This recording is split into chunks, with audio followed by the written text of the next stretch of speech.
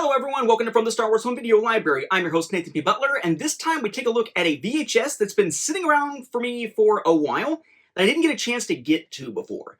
You might recall that in a previous year, there was this huge donation into my collection. A guy named Matt Fry was unloading a big chunk of his collection. He sent boxes and boxes over to me to integrate a bunch of that into my collection and then give away a lot of the stuff that I didn't need. And somewhere in that process, there was a stack of VHS cassettes that were sort of tangentially related to Star Wars. Stuff that was, maybe it was behind the scenes type stuff that was some Star Wars, some not. Or something about George Lucas. It was some Star Wars, some not. That sort of thing. That just wound up in a little stack that for a while was stacked up here where some of those limited run games, VHS style games are located now. But somewhere in the process of reorganizing this room, they got shifted away from there, kind of out of sight, out of mind, and I never got a chance to watch them or do episodes on them. Well, this current string of episodes here that I'm recording here on the same day, aside from the Crazy Boxer one that we saw in the previous episode, are all really going to be working through that stack of these VHS cassettes that I haven't had a chance to show you before. We do have an episode coming up soon that's going to look at the SNL Carrie Fisher VHS and DVD stuff, but that will have to wait a little bit because I'm still waiting on one DVD package to arrive. So, back in episode number 538, we looked at this.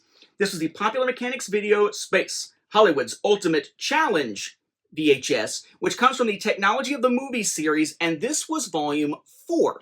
And it featured, among other things, Star Wars stuff. Well, I didn't realize it, but I actually had, thanks to Matt Fry, another volume of this series that features Star Wars stuff already sitting in my Star Wars home video library.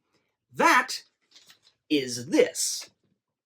This is Popular Mechanics Video Special Effects, an awesome look at the most spectacular special effects of all time.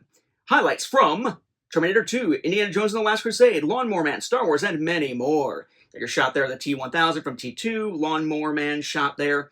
Technology of the Movies, Volume 2. So this is Volume 4, this is Volume 2. The top there, Popular Mechanics Video, Special Effects, VHS, and a product number. The back we'll come back to in a moment. The side here, and both sides are effectively the same. Popular Mechanics Video, the shot from Lawnmower Man, Technology of the Movies, Volume 2, Special Effects, VHS, and product number.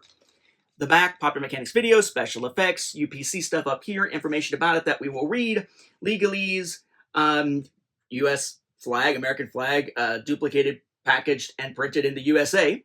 Runtime approximately 40 minutes, recorded in the LP mode, color, and then we have VHS product number. We make collectability a way of life. Good Times Home Video. And then Good Times information underneath. What does it say about itself? For nearly a century, movie makers have been dazzling audiences with special effects. Now, in this fascinating video, Popular Mechanics reveals the techniques that make these illusions possible.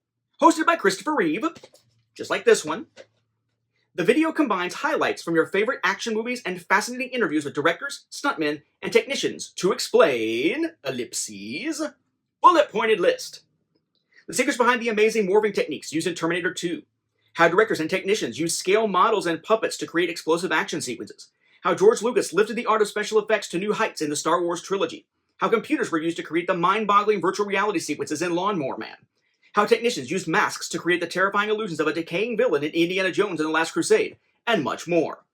Whether you're a new technology buff or you just love great action movies and have always wondered how your favorite scenes were filmed, this video will always be a welcome addition to your personal video library. Also available from Popular Mechanics Video, at this point, Technology of the Movies only had one other volume, which is Volume 1, War Movies and Weapons of Destruction, and they did have the 3 volumes listed there so far of Technology of War, which were America's New War Machines, America's Fighter Planes, and America's Naval Power. By the time this was out, you had 3 previous volumes of Technology of the Movies, and it was a total of 4 for Technology of War. The actual cassette itself, nothing fancy with the label here, or anything, no label there. Popular Mechanics Video, Special Effects, copyright 1993, FBI warning, product number, VHS, Good Times, information underneath there, color approximately 40 minutes. So let's do a rundown here of what is on here to let you know if this is maybe something you want to pick up. It does focus quite a bit on Star Wars and on Lucasfilm-related stuff, particularly because of ILM's role in the evolving special effects industry, particularly as of that time.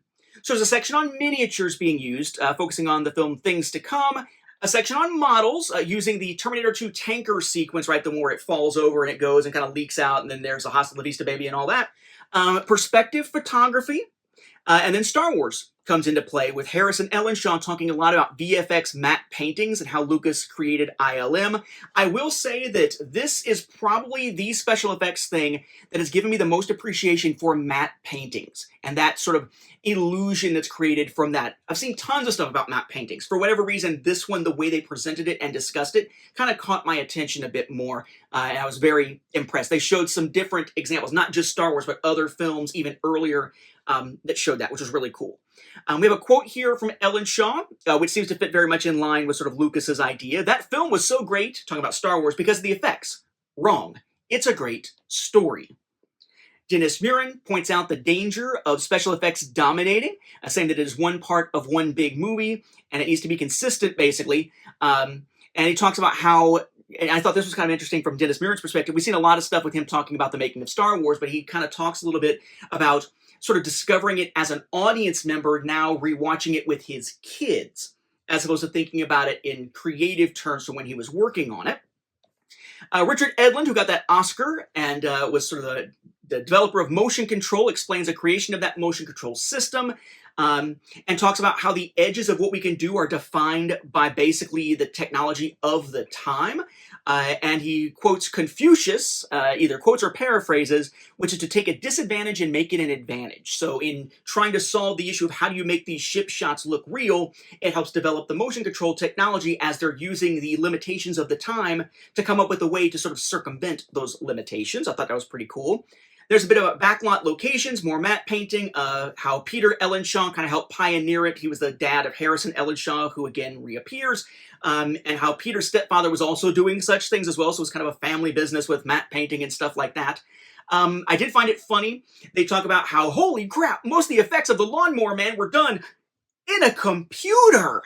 And they talk about VR as this strange concept, this just a natural evolution of media technology and so on, which I thought was kind of funny because I'm a big VR fanatic. I love playing video games in VR, whether it's on PlayStation VR, in this case PSVR 2 on the PS5, or on the Quest 3, or whatever.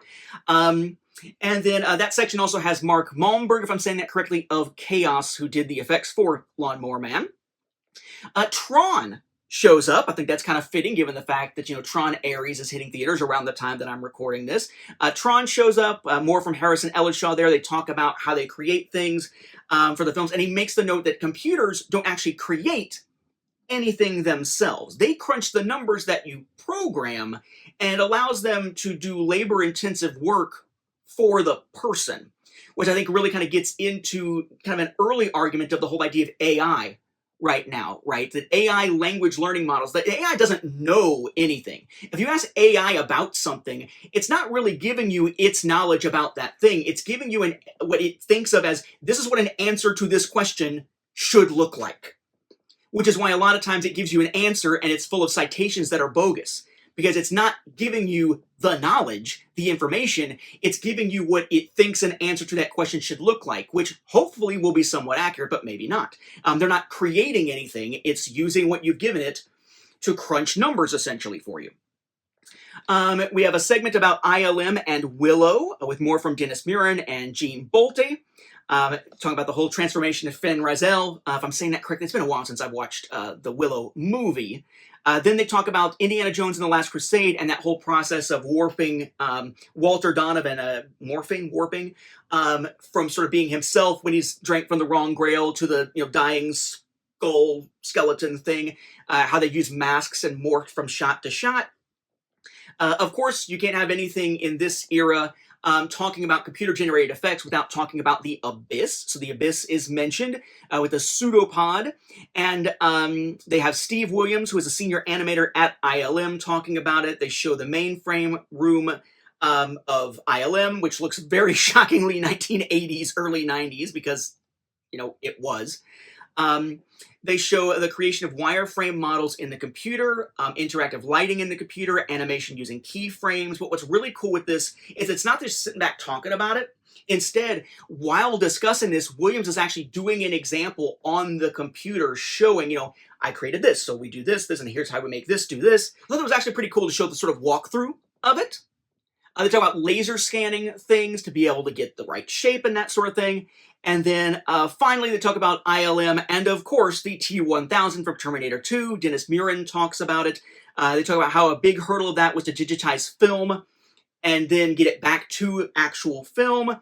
Steve Williams talks again about ray sampling to create smoothness, how they make the passing through the bars sequence, the CGI Robert Patrick and how they recorded that with a grid on him, and then a lot about the whole sequence where the motorcycle crashes through the window, lands on the helicopter, or, well, T-1000 lands on the helicopter, the motorcycle keeps falling, and he, crashes through the windshield, get out, and all of that, and how they went through the different steps of that, how they got the reflections and mapped the surface and so on. So really interesting, kind of a quick little thing here, but Star Wars takes up a fair chunk of it, and ILM, by extension, a huge amount of it. Because in essence, you could do any kind of special effects thing at this point, it's pretty much going to be 75 to 90% ILM, no matter what you're talking about, because of how groundbreaking they were within that industry at the time. So I thought it'd be kind of a cool thing, just like, space, Hollywood's ultimate challenge here. Just kind of a nice little thing to look at special effects that, in this case, brings a lot of Star Wars into play. Some will consider this a worthy part of a Star Wars home video library. Some will say it's not on point enough. I personally think these types of things do belong in my Star Wars home video library, and thus, now that it is here, thanks to Matt Fry, and now that I've remembered to watch it, I figured it was time to share it with you all. With that, we'll wrap up this episode. Thank you for watching, and may the Force be with the home video viewers.